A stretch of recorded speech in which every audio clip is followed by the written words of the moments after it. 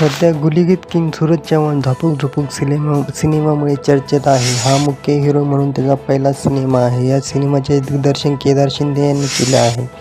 झापक झुपूकला सध्या म्हणावा तसा प्रतिसाद मिळत नाही. अनेकांनी सूरजला ट्रोल देखील केले आहे.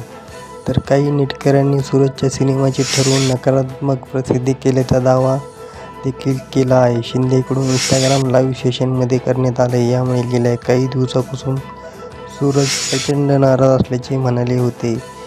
केदार शिंदे यांनी घेतलेल्या इंस्टाग्राम लाईव्ह सेशननंतर सूरजला अनेक इन्फ्लुएन्सर्सनी पाठिंबा दिला आहे. सूरजचे बिग बॉस मराठीचे सहकलाकार देखील त्याला सपोर्ट करत आहेत.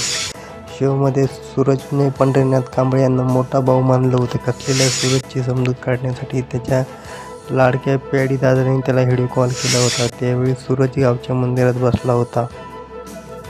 पंढरीनाथ कांबळे सूरजला काय म्हणाले जाणून घेऊया. पंढरीनाथ कांबळे म्हणाले, मी केदार सर आणि तुझे लाईव्ह पाहिले. हे सुरुवातीच्या दिवसात सर्वांना सहन करावं लागलं आहे. त्यामुळे बाळा तू एवढी काळजी करू नकोस. सूरज म्हणतोय, माझं खरंच काही चुकलं का एवढं मला सांगा ना.